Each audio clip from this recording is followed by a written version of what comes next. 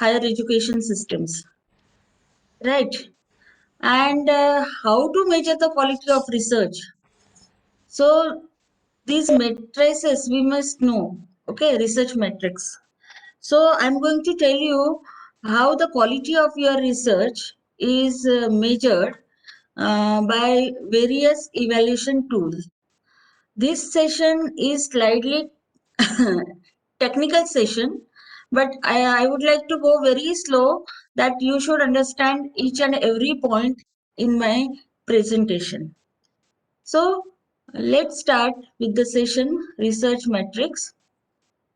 देखिए सबसे पहले तो मैं आपको एक चीज बताना चाहूंगी कि 2017 if I am correct UGC ने कुछ जर्नल्स को अप्रूवल दिया था और 2017-18 में फोर्थ अमेंडमेंट जो है हमारे कैस का वो लागू हुआ था वो एक्चुअली वो अमेंडमेंट फोर्थ अमेंडमेंट जो था वो 1 साल के लिए ही उसका लाइफ था लेकिन उसमें उन्होंने एक चीज डाली थी कि स्ट्रिक्टली यूजीसी अप्रूव्ड लिस्ट में जो जर्नल लिखा है उसी में आपको आपके पेपर्स पब्लिश करने हैं तो ही मार्क्स मिलेंगे वो लिस्ट में अगर पेपर नहीं होगा तो आपको मार्क्स नहीं मिलेंगे राइट लेकिन अभी नए हिसाब से उन्होंने उसको ऑब्लिक किया peer reviewed oblique UGC care listed journal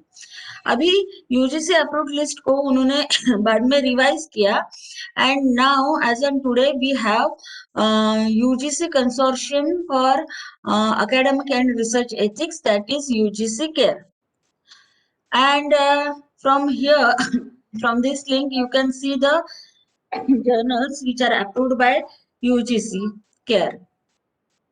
Now, they have divided the journals into two groups.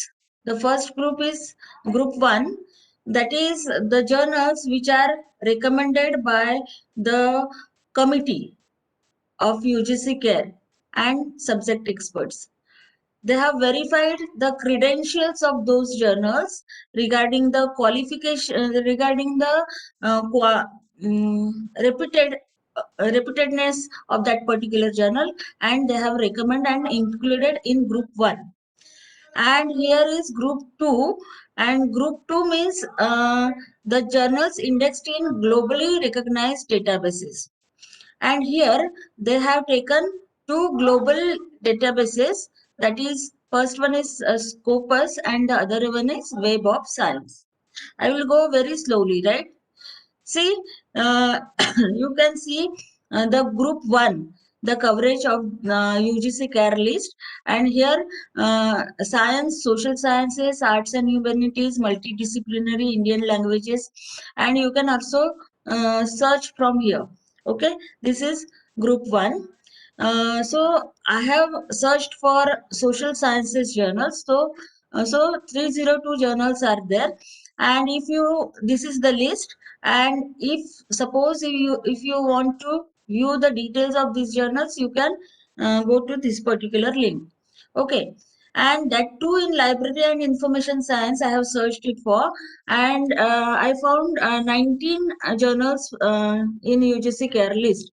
Okay, now you can also search for your subject, and these are the 19 journals regarding to my subject, that is library and information science. Now I'm going to group 2, and in this group you can see over here Web of Science, and here is Scopus they have given.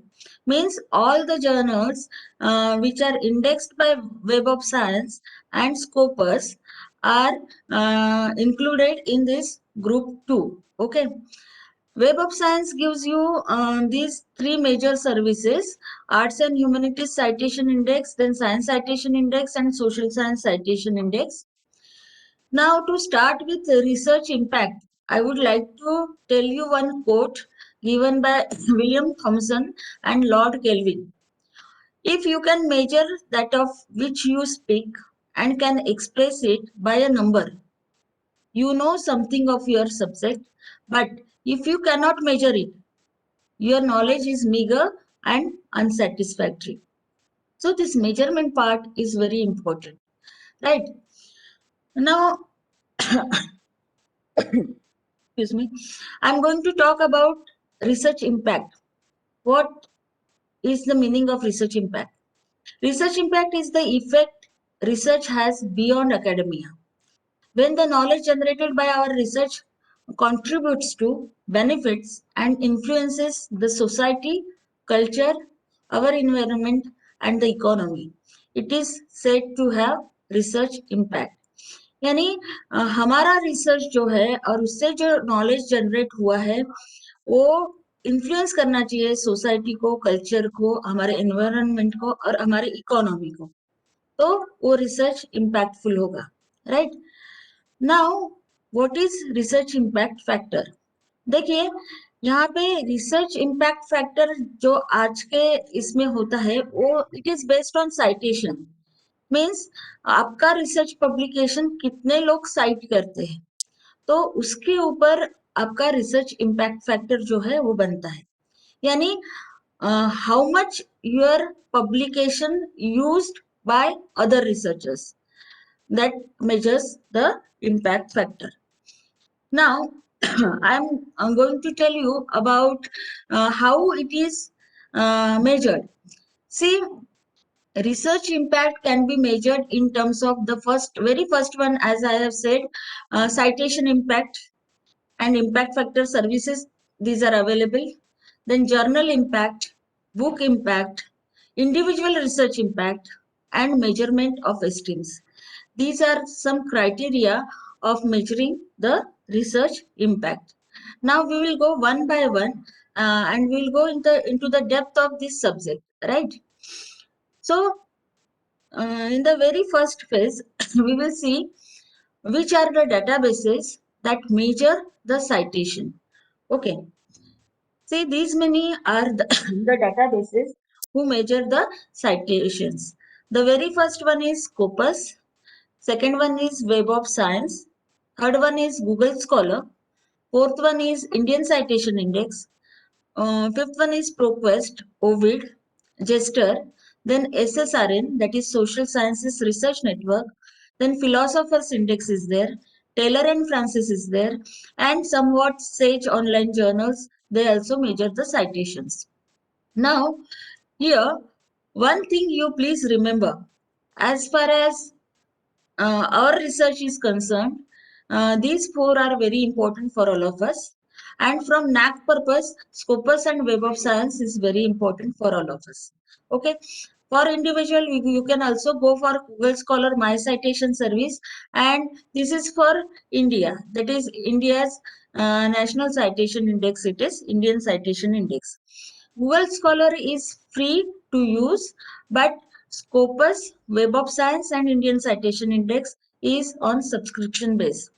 And regarding Scopus, the university can take the for Scopus, but Web of Science can be accessible to the universities through Show the Sindhu package. Okay. Now, I'm coming to the very first one, Scopus.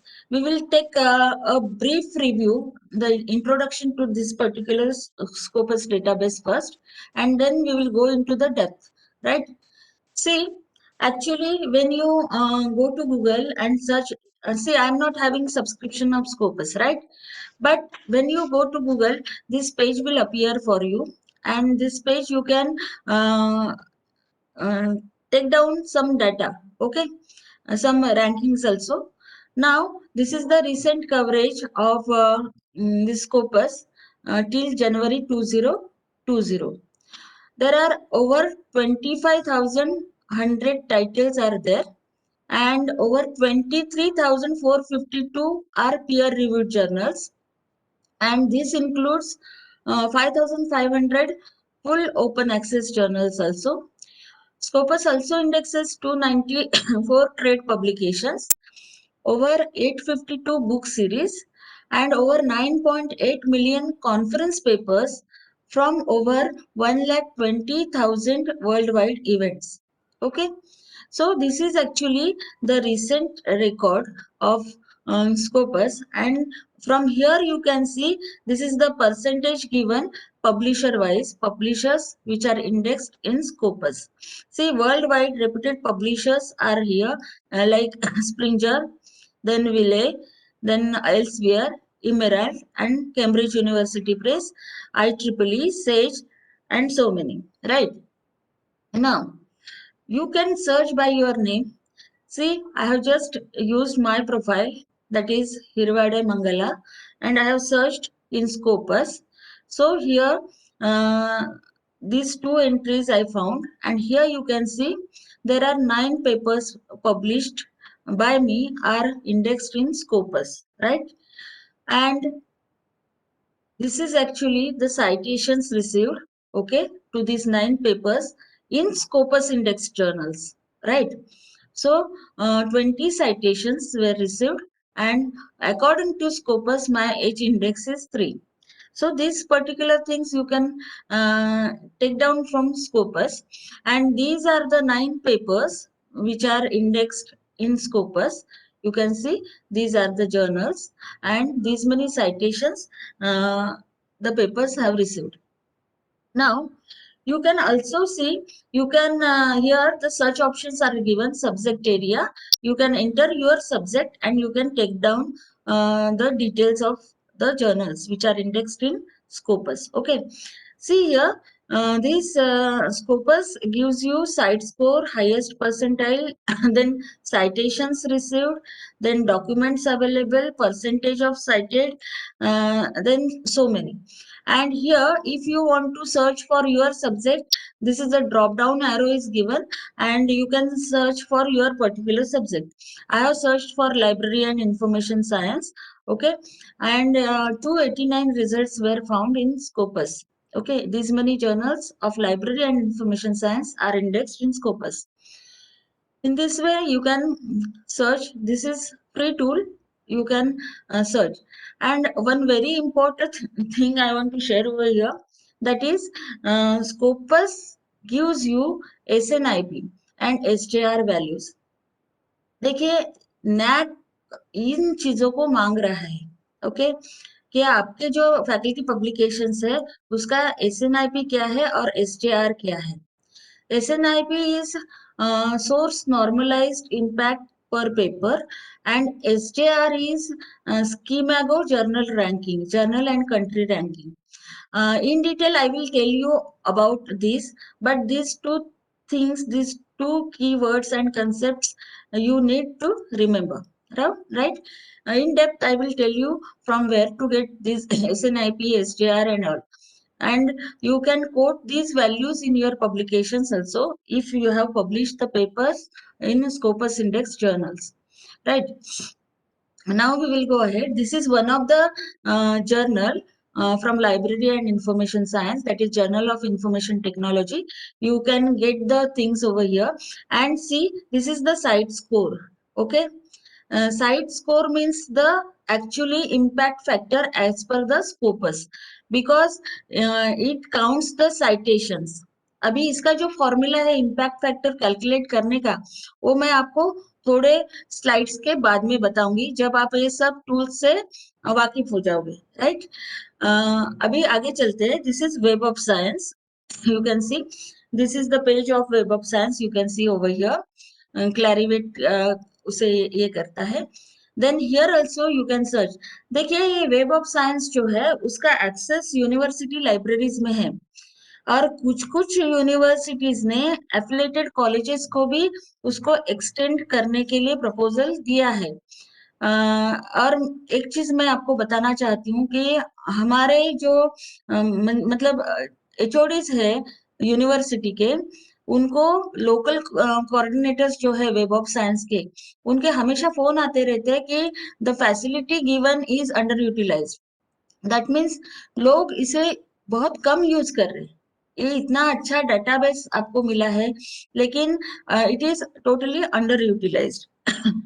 Maybe awareness problem is there, or people do not want to go for such higher databases, higher qualitative databases. Okay, Now you can see it will also give you the most cited papers. जैसे आपको आपके विषय में देखना है कि top most papers कौन से हैं जिनको सबसे ज्यादा साइटेशंस मिला है, तो टॉप साइटेड पेपर्स भी आप इसमें से निकाल सकते हो. You can C, you can search this also. और यहाँ पे कुछ फिल्टर्स दिए हैं, आपको देख सकते हो. वेब ऑफ साइंस का कवरेज यहाँ पे मिलेगा आपको. देन उसमें से ओपन एक्सेस कितने हैं वो आपको मिलेंगे. जर्नल साइटेशन रिपोर्ट्स, ये भी एक इम्पोर्टेंट टूल है जो हर साल पब्लिश करता है वेब ऑफ साइंस. लेकिन मैं आपको एक चीज बता दूं, रिसर्च मैट्रिक्स में मेरी एक स्टूडेंट ने मेरे अंडर पीएचडी किया है. उसका थीसिस अवार्ड भी हो गया है कुछ साल पहले. लेकिन अ, हमें ये जर्नल साइटेशन रिपोर्ट चाहिए था वेब ऑफ साइंस का. तो हमने वेब ऑफ साइंस को पूरी तरह देखा, लेकिन हमको जर्नल साइटेशन रिपोर्ट की लिंक कहीं नहीं मिली. वो एक भी साल का नहीं खुल रहा है, और यूनिवर्सिटी के पास में सब्सक्रिप्शन है उसका.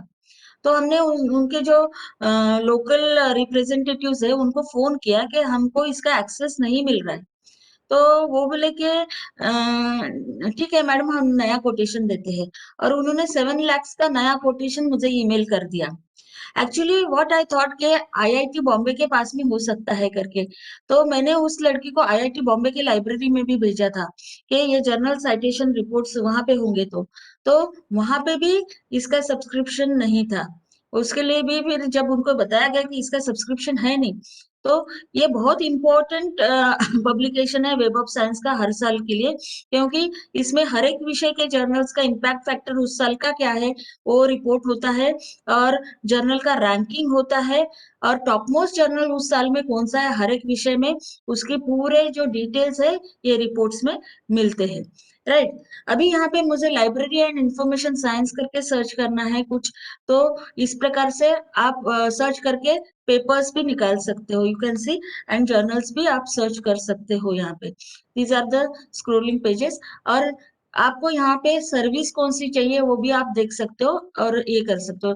जैसे library and information science subject comes under social sciences citation index. आप यहाँ पे आपका विषय डाल के साइंस साइटेशन इंडेक्स को भी सर्च कर सकते हो, आर्ट्स एंड ह्यूमैनिटीज को भी आप सर्च कर सकते हो. राइट. अगर आपको सिर्फ ओपन एक्सेस जर्नल्स चाहिए जो इंडेक्स्ड है, so there is also a filter. आप यहाँ पे देख सकते हो, these are various services. Core collection includes science citation index expanded, social science citation index, and there is emerging source citation index is also there. मतलब emerging में जो qualitative journals है उसको वो इंक्लूड करने की कोशिश कर रहे हैं. एक्चुअली इंक्लूडेड नहीं है वो, स्कोपस का इम्पैक्ट फैक्टर उनको नहीं मिल रहा है, लेकिन जो क्वालिटेटिव जर्नल्स है उनको उन्होंने प्रिलिमिनरी फेज में यहाँ पर रखा है emerging sources of citation index में. राइट. देखिए इस प्रकार से आपको प्रोफाइल पेज जो है जर्नल का आप यहाँ से देख सकते हो. Right. And you can make the searches from these particular journals. This is a very brief introduction about Scopus and Web of Science. Now I am coming to the third tool, that is Google Scholar. See, Google Scholar is the academic part of Google. It is the commercial search engine.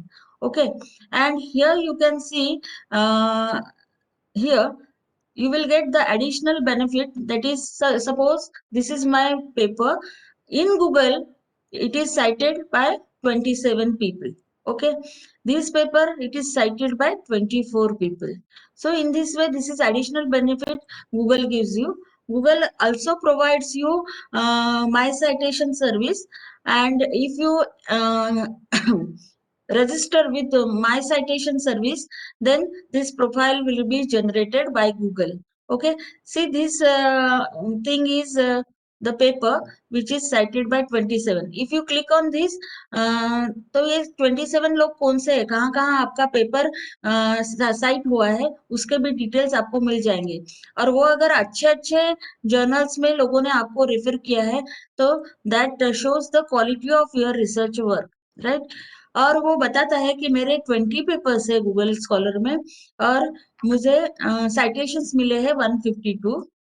According to Google my individual H index is 7, and मेरा my I10 index is 6. I10 index का मतलब होता है आपके कितने papers 10 से ज्यादा बार site हुए, that is your I10 index. H index means my H index is 7 as per Google Scholar. It means that my 7 papers have been individually cited more than 7 times. Okay, so that is the uh, H index. Suppose see the first 7 papers. See, this is 27, okay, 24, okay, 20, okay, 17, okay, and then below there are 3 papers. Suppose 10 is there, then 11 is there, one more paper, 12 is there, or nice. But the 8 paper, 8वां paper जो मेरा है वो 6 बार ही हुआ है, right. So it is below 7. So 7 papers individually 7 से ज्यादा बार site हुए हैं, इसलिए मेरा एच इंडेक्स 7 है. लेकिन मेरा 8वां पेपर 8 से ज्यादा बार साइट हो जाएगा तो मेरा एच इंडेक्स बढ़ के 8 हो जाएगा, राइट. तो इस प्रकार से एच इंडेक्स का मेजरमेंट होता है. आई होप आपने अंडरस्टैंड किया होगा इस कॉन्सेप्ट को. अगर नहीं किया है तो at the end of the session मैं आपको फिर से बता दूंगी. गूगल स्कॉलर में आपको एक और चीज भी मिलती है जो कि अलग अलग विषय में आपको टॉप मोस्ट जर्नल्स कौन से हैं तो उसकी लिस्ट भी आप गूगल स्कॉलर से ले सकते हो. जैसे यहाँ पे आप सोशल साइंसेस लेंगे तो सोशल साइंसेस में कौन से जर्नल्स टॉप मोस्ट है एज पर गूगल स्कॉलर, ठीक है, तो वो आपको मिलेंगे. देखिए मैंने कैटेगरीज में सोशल साइंसेस लिखा तो जर्नल ऑफ बिजनेस एथिक्स ये टॉप मोस्ट पे आया है और उसका H5 index that is cumulative index जो है वो 98 है, right. Now you can select from here your subject and you can go for the topmost journals while choosing your journal for publication, right. See, in library and information science, Journal of the Association of Information Science and Technology is the topmost journal as per Google Scholar, right. So in this way you can choose this particular journal for sending your paper. Now we have seen about Scopus, Web of Science, and then Google Scholar. Now the fourth is Indian Citation Index. And it is also a subscribe based database. लेकिन वो आपको एक अगर आप new user हो तो आपको कुछ पीरियड के लिए वो आपको एक्सेस देता है, फ्री एक्सेस, राइट. मैंने जब इसको रजिस्टर किया था तो मुझे उन्होंने 30 डेज का एक्सेस दिया था, लेकिन अभी उन्होंने वो एक्सेस को कम कर दिया है, right. C this is the home page of this Indian citation index. और यहाँ यहाँ पे आप देख सकते हो कि रिसेंट कवरेज है ये कि इंडिया से पब्लिश होने वाले 1270 जर्नल्स को ये इंडेक्स कर रहा है. देखिए प्रीवियसली जो यूजीसी के अप्रूव्ड लिस्ट थी उसमें इंडियन साइटेशन इंडेक्स के भी कुछ जर्नल्स उसमें आए थे. लेकिन अभी जब से यूजीसी केयर बना है तो यूजीसी केयर में से उन्होंने इंडियन साइटेशन इंडेक्स के जो जर्नल्स थे इंडिया से पब्लिश्ड तो उसको फिर से वेरिफिकेशन के लिए रिमूव कर दिया था, ठीक है. फिर से एक रिवाइज्ड लिस्ट बनेगी अभी उसकी, फिर से एक एक जर्नल ऐड होते जाएगा. तो इस प्रकार से उन्होंने यूजीसी अप्रूव्ड लिस्ट और यूजीसी केयर इसमें वो डिफरेंस है. अभी यहाँ पे आप देख सकते हो कि ये सब आपको मिल जाएगा if you are not member then only, then also. But this search, institution analyser, data comparer, journal analyser, then mark records, ये सब जो लिंक्स है वो तभी खुलेंगी जब आप रजिस्टर्ड यूजर हो और आप लॉगिन करते हो, राइट. अभी देखिए इस चीज का हम अगर देखेंगे कवरेज तो these are the this is the table and subject wise you can see the number of journals indexed over here, okay. This you can see biological sciences 92, number of articles these many, okay. This is actually the uh, scope of this Indian citation index. This slide is continued over here and see zoology the last one. 20 journals जो है वो Indian citation index में आपको indexed मिलते हैं. अभी Indian citation index किन चीजों को इंक्लूड करता है और किन चीजों को इंक्लूड नहीं करता है वो हम देखेंगे। इंक्लूड करने वाली चीजों में है research articles, review articles, short और brief communications, then editorial and letter to editor, then research notes, case studies, case reports, opinion papers and observations, ये सबको वो इंडेक्स करता है, राइट। और क्या इंडेक्स नहीं करता? Advertisements, digest, obituaries, then book reviews, news and views, announcements and from the desk, इस चीजों को वो नहीं इंक्लूड करता है, राइट। अभी देखिए, ये जो रजिस्ट्रेशन होता है, अगर आपको जैसे ट्रायल रजिस्ट्रेशन करना है तो आपको ये फॉर्म भरना पड़ता है, इसमें आपके डिटेल्स देके आपको रजिस्टर होना पड़ता है। आप रजिस्टर होने के बाद में आपके ईमेल आईडी पे आपको उसका पासवर्ड आता है, then you have to again log in into that. और लॉग इन होने के बाद में आपको simple search, advance search, then institutional analyser, journal analyser, data comparer, cited reference search, marked records, ये सब चीजें खुल जाती है। And then you can use this particular database, right. अभी देखिए, हम देखने जाएंगे कि ये बिब्लियोमेट्रिक करके एक कीवर्ड मैंने यहाँ पे दी हूँ, और यहाँ पे टॉपिक सिलेक्ट की हूँ कि टॉपिक में बिब्लियोमेट्रिक आने वाले पूरे पेपर्स हमें दीजिए, राइट। तो अभी आप यहाँ पे देख सकते हो बिब्लियोमेट्रिक शब्द आने वाले टॉपिक में 93 पेपर्स जो रिजल्ट्स है वो मुझे यहाँ पे मिले हैं। अभी this is the first paper, तो यहाँ पे आप देख सकते हो ये पेपर को इंडियन साइटेशन इंडेक्स में ही 6 लोगों ने साइट किया है। मतलब इंडियन साइटेशन इंडेक्स में जो इंडेक्स जर्नल्स है, उन्हीं जर्नल्स ने 6 लोगों ने इसको साइट किया है। और एक चीज है, ये पेपर का जो ऑथर है, उन्होंने वो पेपर में 14 लोगों को साइट किया है, मतलब रेफरेंस सेक्शन में उसके 14 रेफरेंसेस इंक्लूड है। तो इस प्रकार से आप सर्च कर सकते हो। फिर ये सब्जेक्ट कैटेगरीज है, डॉक्यूमेंट टाइप्स है, ये सब फिल्टर्स है जो आप यूज करते हो, कर सकते हो। And you can also make simple search as well as advance search in it. Okay, now आपको फुल रिकॉर्ड किस प्रकार से दिखता है? This is bibliographical information, then उस चीज का एब्स्ट्रैक्ट आता है आपको। डॉक्यूमेंट टाइप क्या है? तो रिसर्च आर्टिकल है, और उसके बाद में आपको आता है उसने दिए हुए रेफरेंसेस। देखिए, साइटेशंस रिसीव्ड और आप जो आपके पेपर में रेफरेंसेस देते हो, इन सबका खेल जो होता है वो होता है आपका साइटेशन काउंट के लिए और इम्पैक्ट फैक्टर काउंट के लिए, राइट। अभी देखिए, ये और एक पेपर है दूसरा, यहाँ पे total times it is cited by 8 people, okay. तो इस प्रकार से you can see the things over here. जो साइटेड रेफरेंसेस है उसमें भी आप सर्च कर सकते हो, उसकी भी सुविधा यहाँ पे दी है, राइट। रिलेटेड रिकॉर्ड्स भी आपको यहाँ से मिल सकते हैं। देन साइटेशन रिपोर्ट अगर आपको जनरेट करना है तो इस प्रकार से आप साइटेशन रिपोर्ट भी जनरेट कर सकते हो ग्राफिकल वे में, ओके। रिफाइन द सर्च का ऑप्शन भी दिया है, then refine within institute का ऑप्शन भी दिया है। तो ये इन डेप्थ सर्च के लिए आपको नेविगेशन सर्चेस भी दिए हैं, और स्पेशल लिंक्स जो है वो है इंस्टीट्यूशन एनालाइजर, डेटा कंपेरर और जर्नल एनालाइजर।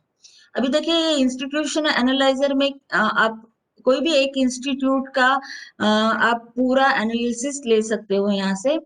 देखिए, टॉप 50 इंस्टीट्यूशंस कौन से हैं एज पर आईसीआई, वो भी आपको मिल जाएंगे, राइट। और ये सर्च में आप देखेंगे, जैसे एग्रीकल्चरल इंस्टीट्यूट, जैसे मैंने एक इंस्टीट्यूट यहाँ पे लिया है, that is Indian agricultural research institute. तो देखिए, उनके फैकल्टी के जो 4411 पेपर्स है, these are available in Indian citation index, these are indexed by ICI, right. इसमें और एक सुविधा है कि आप दो तीन मतलब 5 इंस्टीट्यूशन का कंपेयरिंग भी कर सकते हैं। देखिए, आप यहाँ पे देख सकते हैं IARI का जो है वो 4411 है और इनको साइटेशंस कितने मिले हैं, ये पेपर को 4549 मिले हैं। उन्होंने कितने साइट आर्टिकल किए हैं, 1609 किए हैं। तो इस प्रकार से आपको डिटेलिंग आ जाती है, राइट। ईयर वाइज एनालिसिस भी आपको यहाँ पे मिल जाता है वो इंस्टीट्यूशन का। डेटा कंपेरर, अभी ये दूसरा उन्होंने सुविधा दी है इसमें, डेटा कंपेरर। ये टूल जो है वो कंपैरेटिव एनालिसिस करने के लिए है। जैसे आपको दो ऑथर का एनालिसिस करना है, दो इंस्टीट्यूट यूनिवर्सिटीज का एनालिसिस करना है, या प्लेस के हिसाब से, जैसे इंडिया और ब्राजील का आपको करना है किसी सब्जेक्ट में, तो इस प्रकार से ब्राजील मतलब आप प्लेसेस ले सकते हो। दिस इज नेशनल, ये इसमें बाहर के नहीं है। ओके। अभी यहाँ पे देखिए, जैसे एग्रीकल्चरल इंस्टीट्यूशंस में ही अगर आपको 4 या 5 इंस्टीट्यूशंस का एनालिसिस करना है, तो आप इसको कर सकते हैं। देखिए इस प्रकार से उनका डिटेलिंग आ जाता है ना। ये देखिए, ये 5 मैंने सिलेक्ट किए थे, इसको उन्होंने इस प्रकार से आपको दिया है एनालिसिस। इसका ग्राफिकल रिप्रेजेंटेशन आपको यहाँ पे मिल जाएगा, एंड ऑफ कोर्स उसके डिटेल्स भी मिलेंगे। जैसे इनके ये पर्टिकुलर यूनिवर्सिटी के फैकल्टी के 966 पेपर्स जो है वो इनके आईसीआई इंडेक्स जर्नल्स में पब्लिश हुए हैं, उसको साइटेशन इतने मिले हैं। तो इस प्रकार से आप कर सकते हो। तीसरी यूटिलिटी है journal analyser.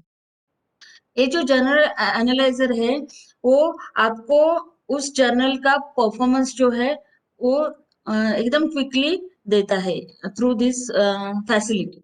Okay. Particular subject area में जो जर्नल्स है उनका भी परफॉर्मेंस आप यहाँ से सर्च करके निकाल सकते हो।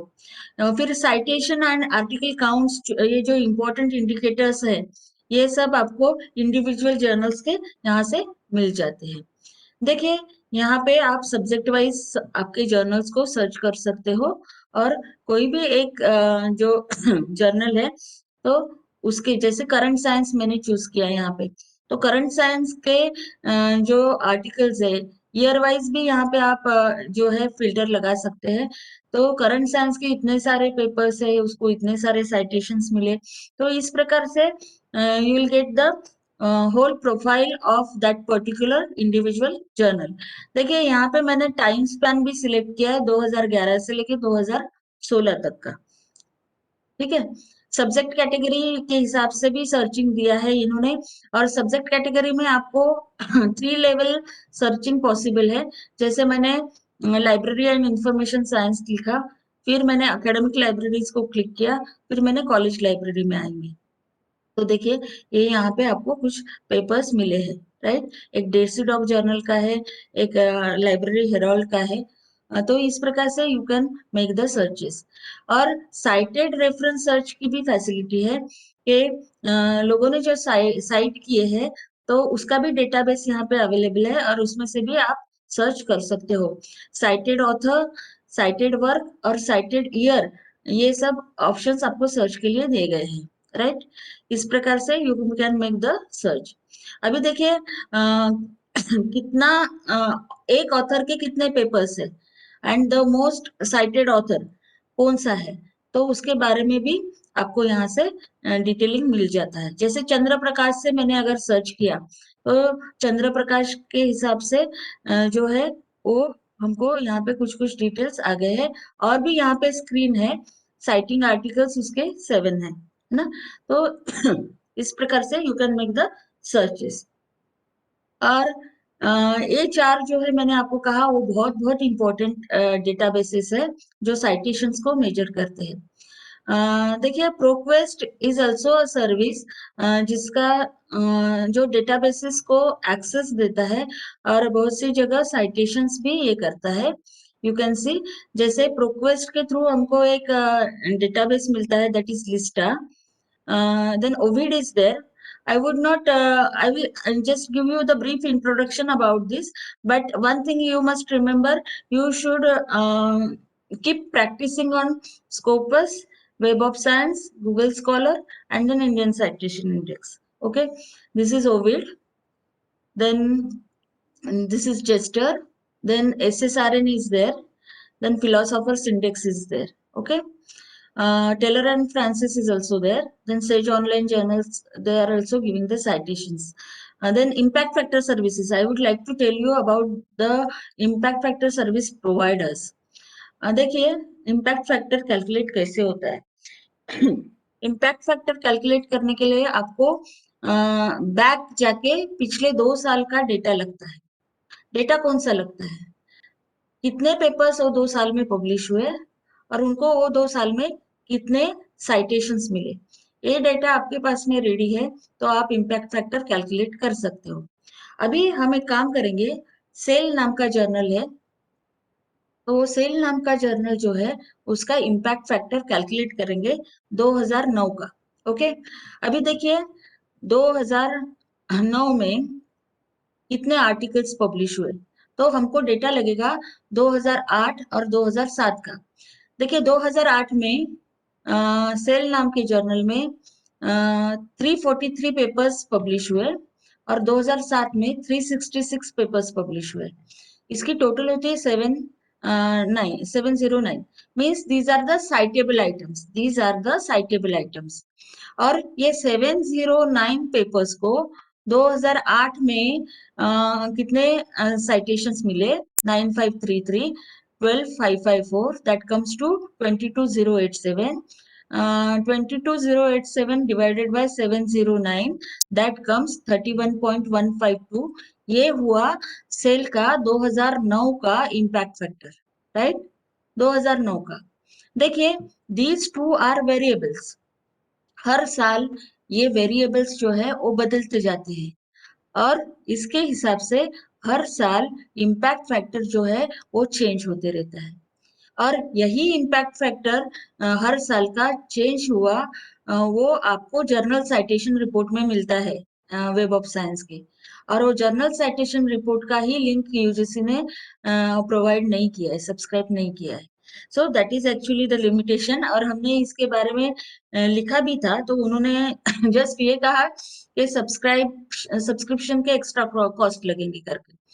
नाउ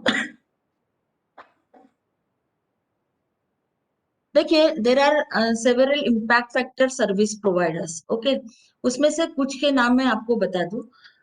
देखो स्कोपस और वेब ऑफ साइंस है ही, लेकिन there are so many impact factor services like international impact factor services, then international service for impact factor and indexing ISIFI, then universal impact factor.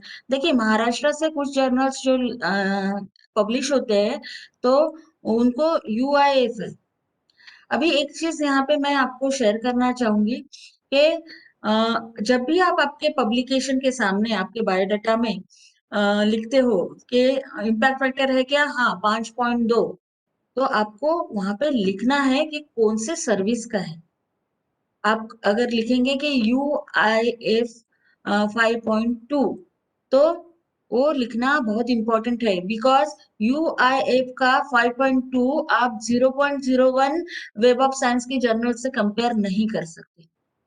देखिए 2017-18 तक, जब तक फोर्थ अमेंडमेंट में थे हम लोग, तब तक इम्पैक्ट फैक्टर कोई भी जर्नल का रहा तो भी, कोई भी सर्विस का रहा तो भी मार्क्स मिलते थे, एडिशनल मार्क्स जो है 15 के ऊपर में, राइट? लेकिन अभी जो न्यू गाइडलाइंस है उसमें उन्होंने strictly Thompson and router, that means web of science का ही जिक्र किया है. वो वे थॉमसन एंड रूटर का जो इम्पैक्ट फैक्टर है वो इम्पैक्ट फैक्टर ISI के नाम से जाना जाता है, ISI इम्पैक्ट फैक्टर. तो अगर थॉमसन एंड रूटर का इम्पैक्ट फैक्टर के जर्नल में आपका पेपर पब्लिश होता है तो आप वो पब्लिकेशन के सामने लिख दीजिए ISI 1.2, तो उसको ज्यादा वेटेज है rather than UIF 5.2, right? So there are so many such services, impact factor services for international journals, then Index Copernicus, then National Academy of Agricultural Sciences, then global impact factor, then Cosmos impact factor. These are all the impact factors, service providers. Now we will see one by one. See, this is International Impact Factor Service, that is IIFS. आप यहाँ पे जाके journal की list देख सकते हो कि कौन से जर्नल्स इसमें इंक्लूडेड है, तो आपको उसकी क्वालिटी उस इम्पैक्ट फैक्टर की पता चल जाएगी। देन दिस इज ISI-FI, यहाँ पे भी you can go for this journal master list, right? Now this is UIF page, okay? This is IFS-IJ, this is index Copernicus. See index Copernicus भी बहुत अच्छी सर्विस है और बहुत अच्छे अच्छे जर्नल्स इसमें इंडेक्स्ड है, लेकिन index Copernicus is not using the word impact factor, right? ये जो वर्ड यूज करता है वो है ICV, that is index Copernicus value, right? तो ये ICV वर्ड यूज करता है और उनका अलग मेजरमेंट सिस्टम है। So this is Index Copernicus. See the journals which are indexed in ICV. Okay. Then this is National Academy of Agricultural Sciences. जो भी एग्रीकल्चरल रिलेटेड जर्नल्स है, तो उनका जो इम्पैक्ट फैक्टर काउंट करने का तरीका है वो थोड़ा अलग है। उसको हम वो कहते हैं नास रेटिंग, ओके? नास रेटिंग। तो ये भी बहुत क्वालिटेटिव ऐसा सर्विस है, क्योंकि they are using the base of Thomson and Reuters. मतलब उस जर्नल का इम्पैक्ट फैक्टर क्या है थॉमसन एंड रूटर का, उसमें वो 6 ऐड करके आपका नास रेटिंग देते हैं। देखिए ये जो एग्रीकल्चरल सर्विस है, तो उनके ये पूरे जो डिटेल्स है वो यहाँ पे दिया है जर्नल स्कोरिंग की। Then there is one more service that is global impact factor, GIF। देखिए महाराष्ट्र से पब्लिश होने वाले कुछ जर्नल्स को ये भी एक ग्लोबल इम्पैक्ट फैक्टर भी मिला है, okay? This is GIF and you can search the journals from here, okay? See, these many library science journals are indexed in this GIF, you can see over here, okay? Then there is one more, ये भी हमको कुछ science के journals जो है हम even हमारे faculty के उनको कॉस्मोस का इम्पैक्ट फैक्टर है, ठीक है? कॉस्मोस, लेकिन ये 2017 तक ये इम्पैक्ट फैक्टर चलता था। न्यू गाइडलाइंस के अनुसार ये सब इम्पैक्ट फैक्टर में आपको एडिशनल मार्क्स नहीं मिलेंगे आपके API में, इसको आप नोट करके रख लीजिए। Now see these are the index journals by Cosmos, you can go through the journals, right? Now uh, there is one more GI, that is general impact factor. You can see general impact factor. Then there is one more, that is scientific journal impact factor, SJIF. Okay, 19,000 journals are covered in this particular service, and you can search uh, from this search boxes about the journals. Now friends, there was a blog, Scholarly Open Access, और उन्होंने discussion के लिए, जो experts थे उन्होंने discussion के लिए एक इशू लिया था, that is bogus impact factor companies, bogus impact factor companies.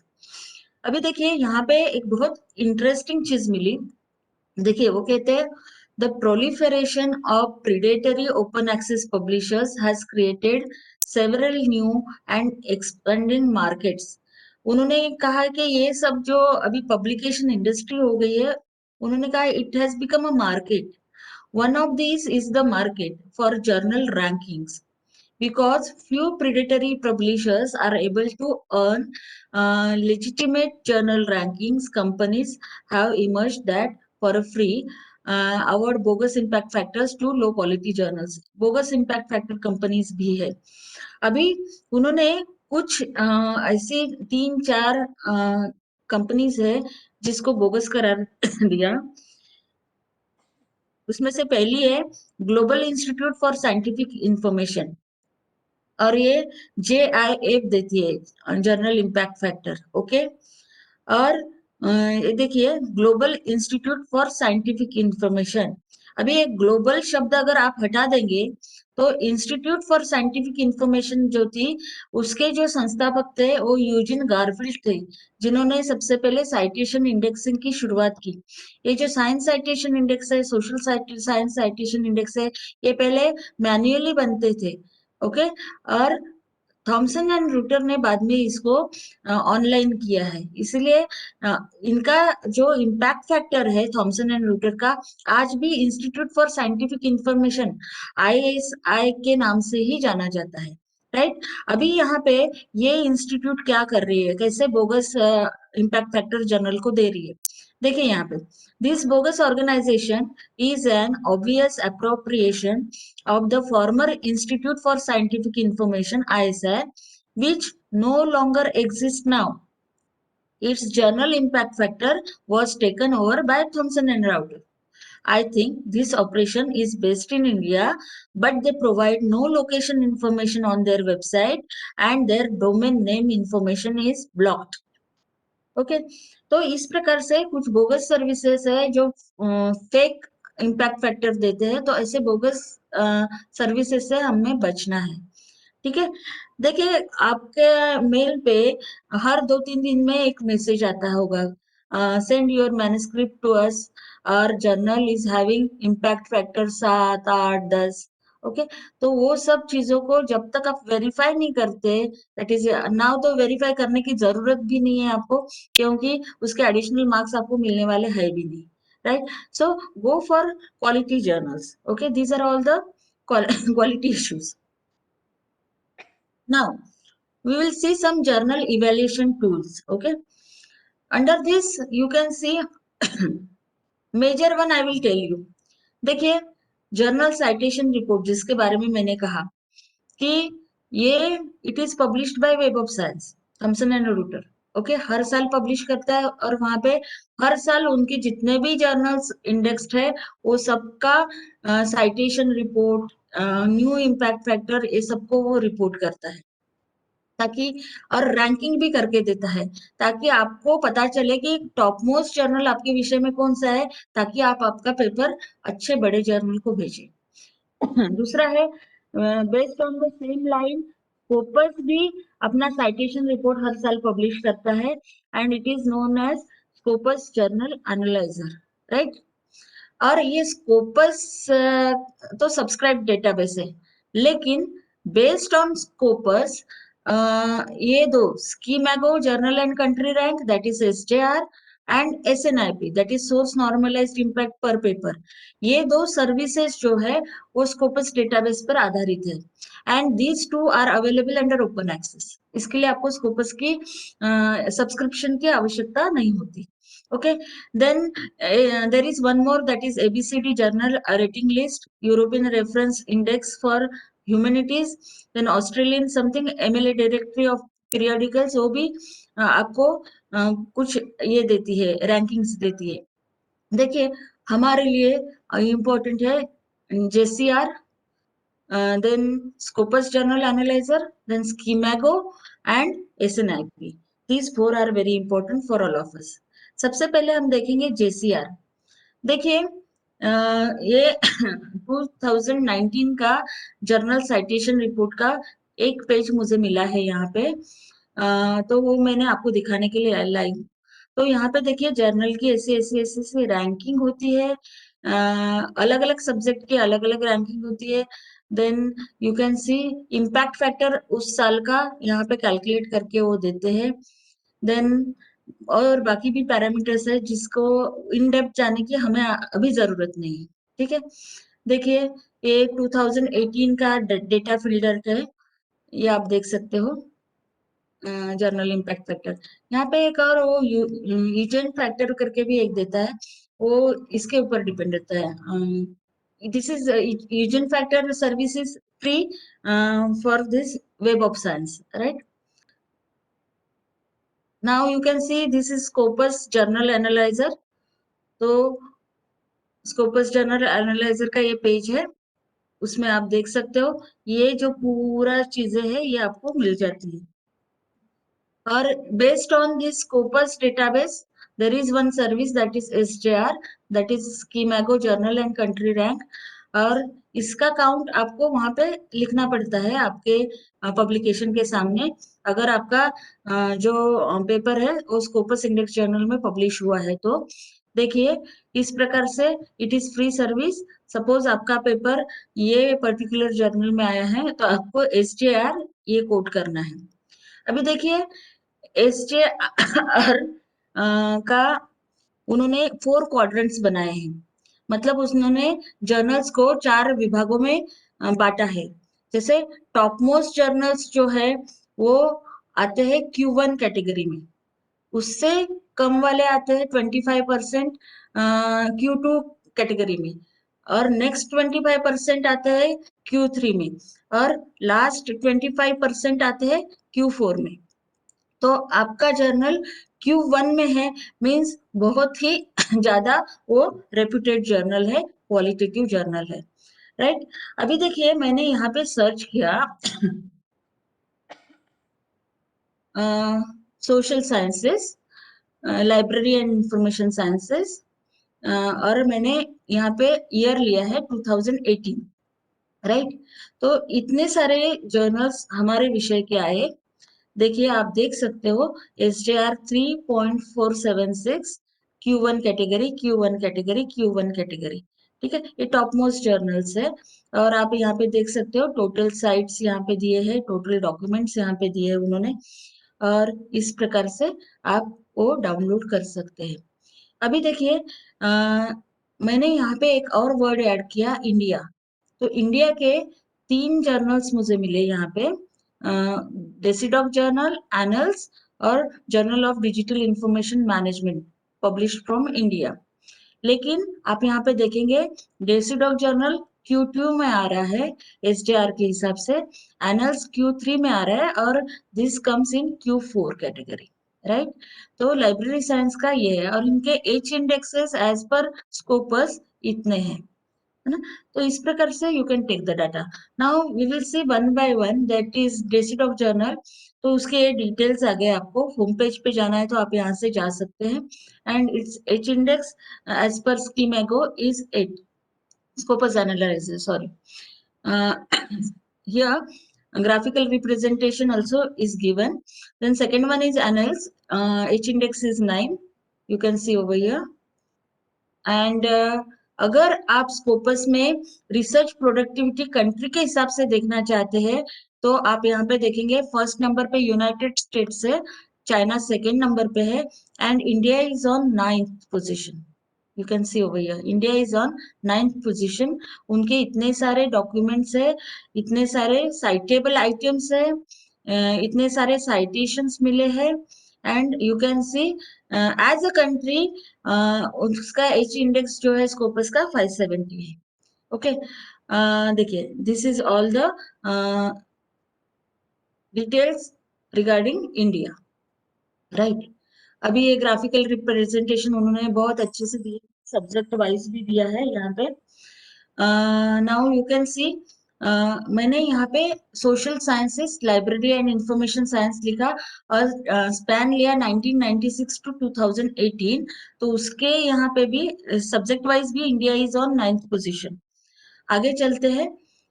देखिए इंडिया की पोजीशन ये है as far as library and information science is, no, India as a India, okay, not library and information science, right. India की position ये है।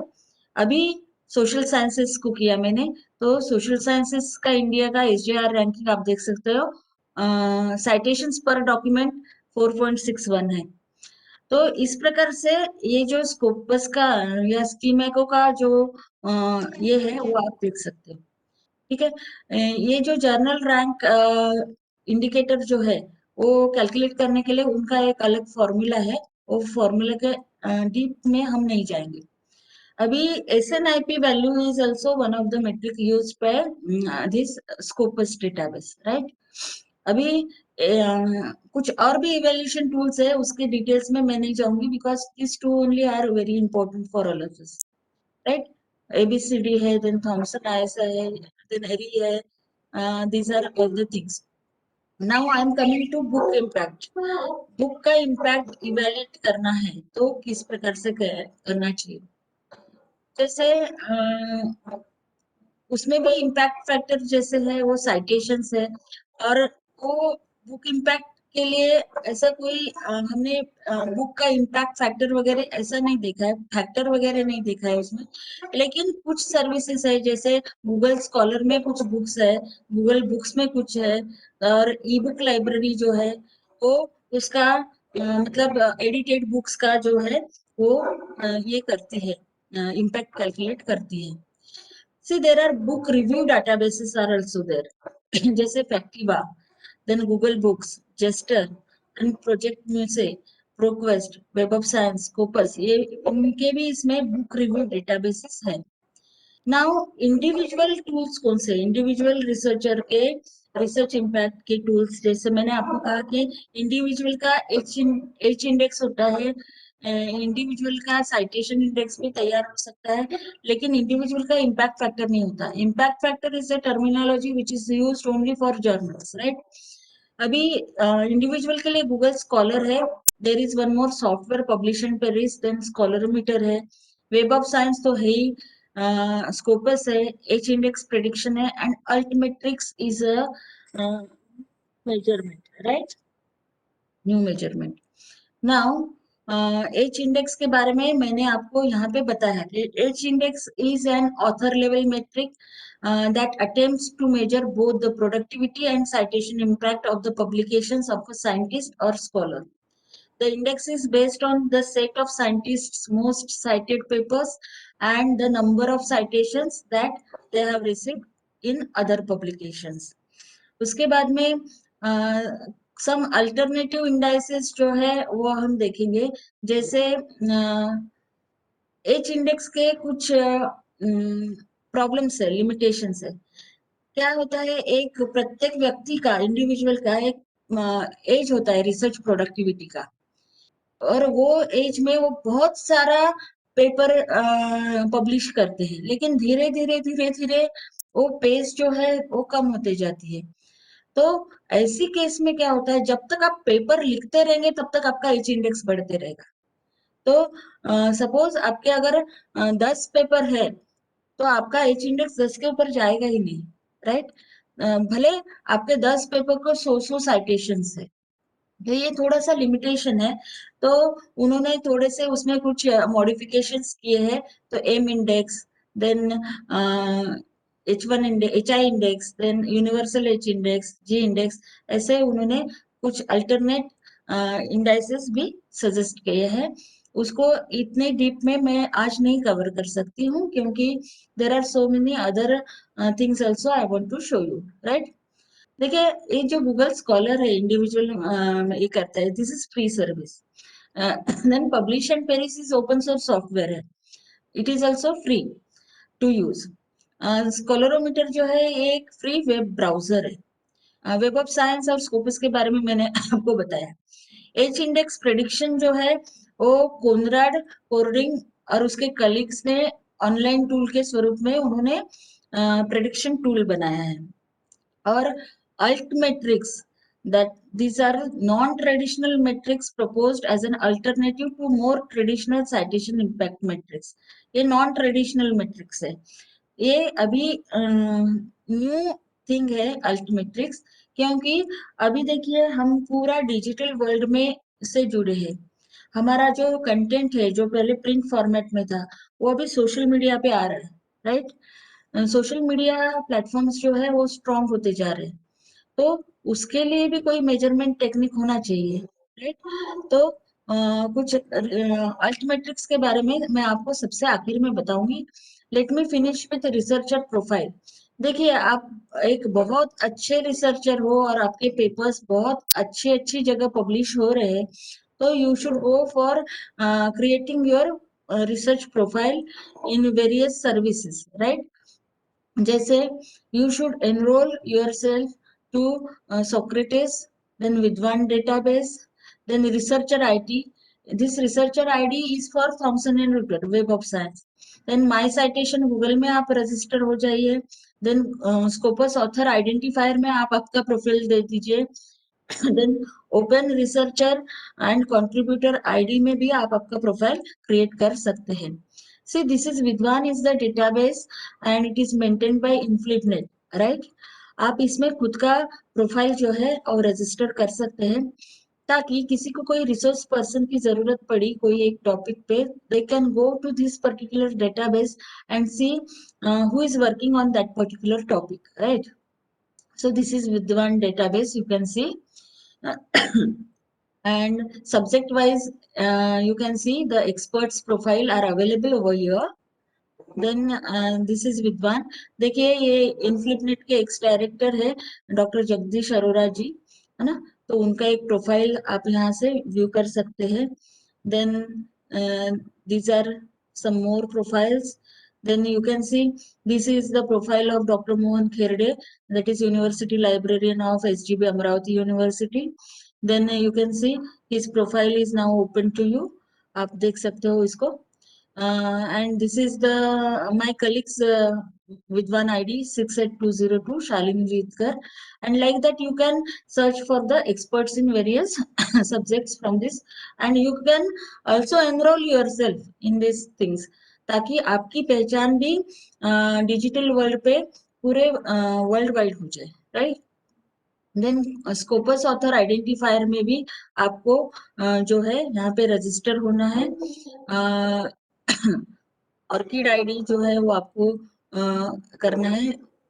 Web of science का एकदम simple है, आप सीधा उसमें रजिस्टर करने की प्रोसीजर को फॉलो कीजिए और आपका रिसर्चर आईडी जो है क्रिएट कीजिए। मैंने किया है मेरा रिसर्चर आईडी, ये मेरा रिसर्चर आईडी है, यानी मेरा प्रोफाइल किसी को देखना है, मैंने रिसर्चर आईडी दे दिया इंस्टेड ऑफ माय बायोडाटा, तो वो यहाँ से आपका प्रोफाइल देख सकते हैं। Then ORCID system is also there, यहाँ से भी आप रजिस्टर करके आपका आईडी जो है वो शेयर भी कर सकते हैं, राइट। देखिए मैंने मेरा ऑर्किड आईडी यहाँ पे क्रिएट की हूँ, यू कैन सी। तो ये सब इसमें डिटेल्स आपको डालने हैं आपके हिसाब से। Now I'm coming to altmetrics, and this is very interesting one actually, and we need to explore this altmetrics more and more, because now social media platforms and digital world जो है वही future है, right? अभी देखिए ये जो word है altmetrics, it was coined by Jason Prim, a doctoral student in information science at University of North Carolina in 2010, right? Altmetrics is the creation and study of new metrics based on the social web for analyzing and informing the scholarship. An altmetrics is a term to describe web-based metric for the impact of publications and other scholarly material by using data from social media platforms like Twitter, Facebook, Google+, blogs, Mendeley, Site1, to site like है, थोड़ा सा spelling mistake है। Then पबपियर, पबलॉन्स, Reddit, Wikipedia, YouTube, ये जो social media platforms है, तो उसमें आपका जो कंट्रीब्यूशन है एकेडमिक रिसर्च कंट्रीब्यूशन, उसका इम्पैक्ट भी मेजर करने के लिए this service is there. That is individual आपका जो भी आर्टिकल लेवल ये है, see this is altmetrics tend to measure article level, okay, usage of your work by others. See, Altmetric collects the data from Twitter, Facebook, Google+, then policy documents, mainstream media, then blogs, Mendeley, Site You Like, Pubpeer, Publons, Reddit, Wikipedia. And then some question answer sites also it covers, then reviews on F1000 and YouTube. So Altmetric collects data from all these social media, right? अभी Altmetrics में क्या क्या criteria होते हैं to measure the things, जैसे how many times was it downloaded, कितने बार आपका article download हुआ है, who is reading my work on Mendeley or bookmarking sites, etc. Was it covered by any news agencies, किसी news agency ने उसको cover किया है क्या? Or other researchers commenting on it, बाकी रिसर्चर्स उस पर कमेंट करते हैं क्या? ये डाटा आपको अल्टमेट्रिक्स से मिल सकता है। How many times it was shared, कितने बार लोगों ने शेयर किया। Which countries are looking at my research, कौन से कंट्रीज से रिसर्च आया है। Let me tell you one thing कि मेरी दोनों बेटियां भरतनाट्यम डांसर है। I am sharing personal experience regarding this altmetrics, right. और यूट्यूब में उनके चैनल्स वो रन करते हैं, और वो चैनल्स के सब्सक्राइबर्स कितने हैं, कितने व्यूज हुए हैं, कितने लोगों ने उसको देखा है, कितने कंट्रीज में उनको उनके वीडियोस हुए हैं, कमेंट्स कितने आए हैं, कमेंट्स कहाँ से आए हैं, whether the comments are from the dance gurus और नॉट। तो ये सब एनालिसिस जो है ये एक अल्टमेट्रिक्स का हिस्सा है, right. You can see this things. और ये जो है अल्टमेट्रिक्स अभी थोड़ा अभी क्या कहते हैं हम, मॉडिफिकेशन स्टेज में या स्लो स्टेज में है। यहाँ पे आप देख सकते हो कि कुछ टूल्स डेवलप हुए हैं अल्टमेट्रिक्स को मेजर करने के लिए like altmetric.com is there, then our research.org is there, then plumx metrics is there, reader meter is there, then PLOS article level metrics, then publish and perish, this is open source software, and then science card is a tool, paper critic is there, then crowdometer is there. So these are actually the tools which are developed अभी हुए हैं, लेकिन this field needs more research. अभी इसमें और research होना चाहिए, ऐसा मेरा व्यक्तिगत मत है। Okay, see this is a tool that is altmetric, ये वेबसाइट है। ओके, यहाँ पे अगर हम देखेंगे कि एज एन इंडिविजुअल रिसर्चर मुझे कुछ चाहिए, तो I will click on this researchers. Okay, अभी ये देता है who is saying what about your published work. तो ये आपको बहुत सारी जो सुविधाएं है वो यहाँ से मिलती है। देखिए, ये जो अल्टमेट्रिक है, ये जो टूल है, ये पब्लिक पॉलिसी डॉक्यूमेंट्स को कवर करता है। Okay, it tracks the references used in policy documents. देखिए, अगर आपका कोई पेपर है जो ओपन एक्सेस में कहीं पे आपने अपलोड किया है, जैसे यूट्यूब में कोई आपने वीडियो अपलोड किया है आपके लेक्चर का, और कोई पब्लिक पॉलिसी उसके ऊपर से बनी है, और उसमें रेफरेंस है आपके इसका पॉलिसी डॉक्यूमेंट में, तो ये उसको ढूंढ के निकालता है और आपको देता है।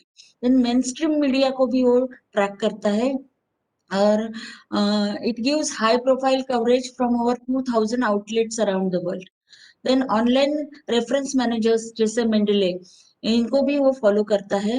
Then post publication peer review platforms like Publons and PubPeers, then Wikipedia English version, then open syllabus project जो है उसको फॉलो करता है। It is also using data from IIFI claims. Okay, ये क्या करता है, तो it tracks the references found in patents filed with 9 international patent offices so that users can understand the global economic impacts of published research। देखिए, कभी कभी होता है कि एकाध हमारा पेपर इतना वैल्यूएबल होता है कि किसी पेटेंट में भी उसका रेफरेंस चला जाता है, right.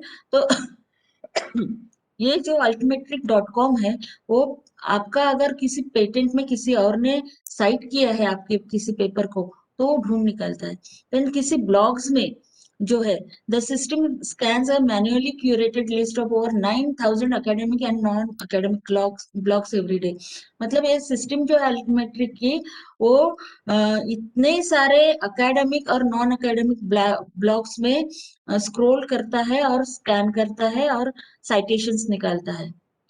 Okay, then you can see social media like Facebook, Twitter, LinkedIn, then Google Plus, then Cinvibo, Pinterest, ये सब जो डेटा है उसको भी ये इंक्लूड करता है। और जो मल्टीमीडिया के अदर प्लेटफॉर्म्स है, जैसे यूट्यूब है, रेडिट है, then online question answering systems है, तो इसमें से भी ये डेटा कलेक्ट करके उसका इम्पैक्ट जो है वो आपको देता है।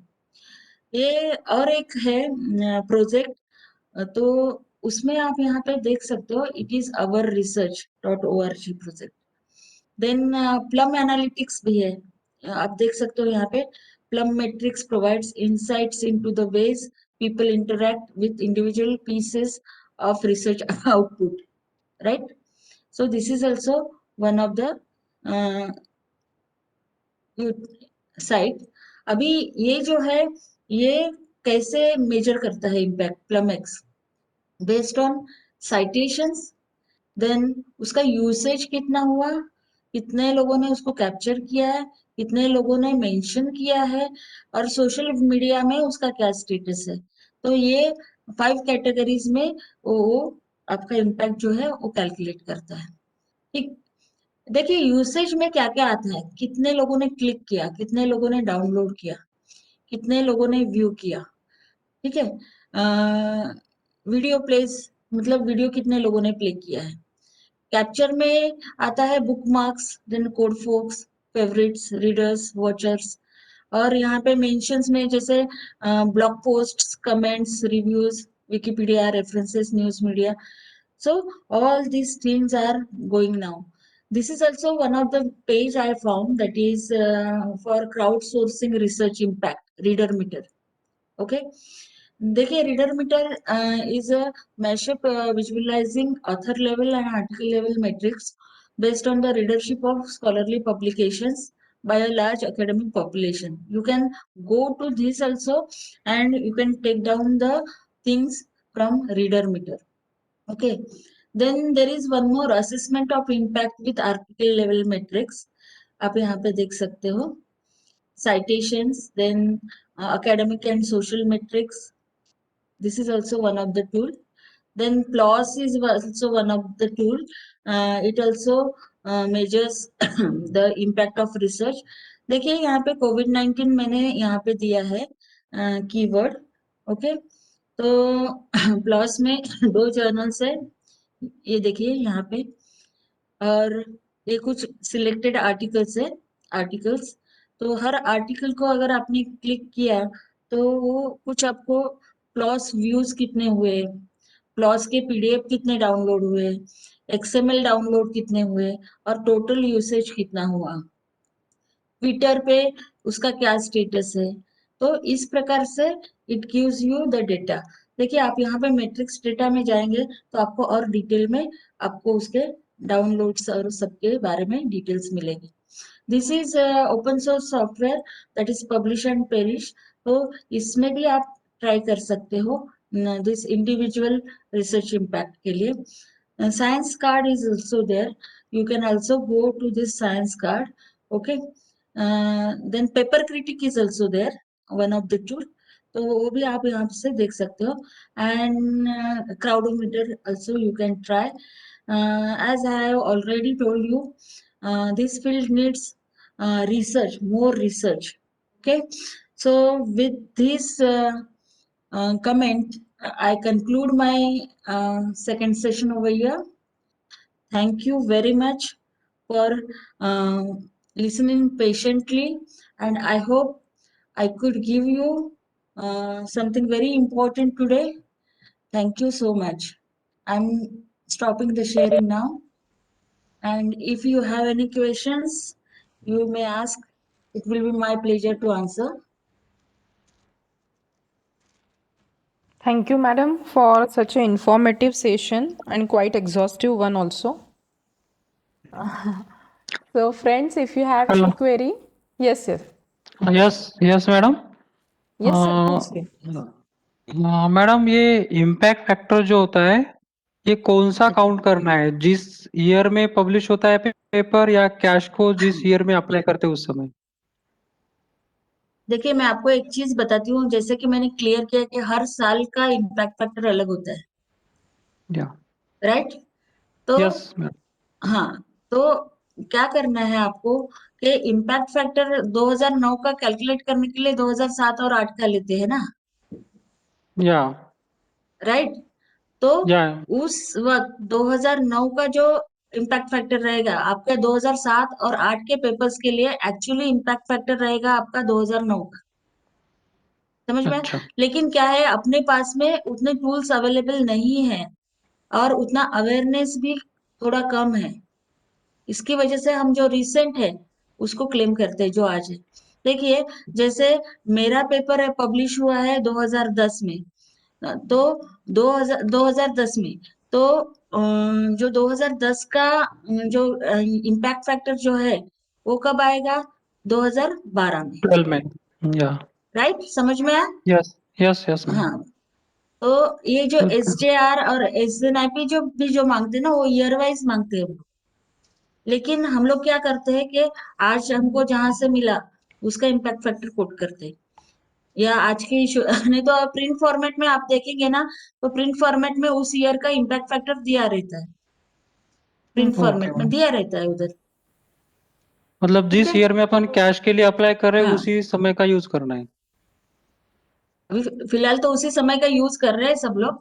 लेकिन ओके उस वो थोड़ा फॉल्टी मुझे लगता है, मेरा व्यक्तिगत मत है कि वो यस फॉल्टी है। क्योंकि जब मेरा पेपर पब्लिश हुआ था तब उसका इम्पैक्ट फैक्टर 1 था, और आज वो जर्नल 10 साल के बाद में इतना तरक्की कर गया कि आज का उसका इम्पैक्ट फैक्टर 5 है।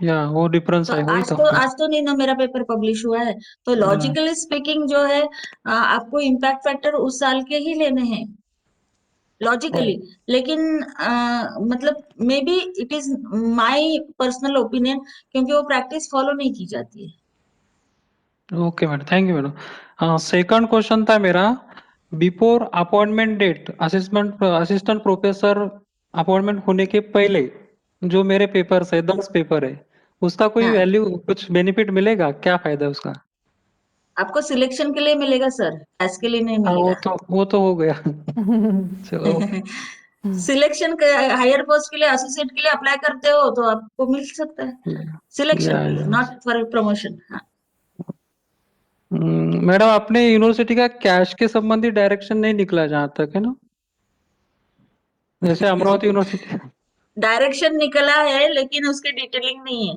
डिटेलिंग नहीं है का मतलब फॉर्म वगैरह सब नहीं है, डायरेक्शन तो है। क्योंकि अमरावती यूनिवर्सिटी का जो मैंने उसमें हम्म, जो रिसर्च स्कोर मांगा है फर्स्ट प्लेसमेंट के लिए वो 20 मांगा है हम्म। उस एक्टिविटीज के साथ साथ लेकिन नागपुर यूनिवर्सिटी में ऐसा कोई डिक्लेयर नहीं किया है ऐसा मुझे लगता है सर, उसको हम अगले सेशन में डिस्कस कर लेंगे, जब आपको मैं ओके पूरा दिखा दूंगी वो सब चीजें, तब ओके वो इजी हो जाएगा आपको समझने को। Okay okay thank you madam thank you जी जी।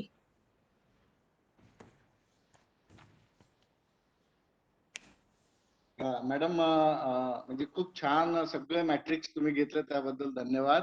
आणि सगळ्या प्राध्यापक लोकांना याचा अवेअरनेस असायलाच पाहिजे कारण आपल्यासाठी खूप महत्वाचं आहे. प्रत्येक स्टेजवर बरोबर. महत्वाचं आहे. पण एक गोष्ट असं आहे की हे अवेअरनेस म्हणून ठीक आहे पण नॅकच्या संदर्भात ते फक्त वेब ऑफ सायन्स आणि स्कोपस यांचाच विचार करतात. हो, इवन इंडियन सायटेशन इंडेक्स सुद्धा त्यांनी नाही, नाही म्हटलेलं आहे. नाही म्हटलेलं आहे त्यांनी.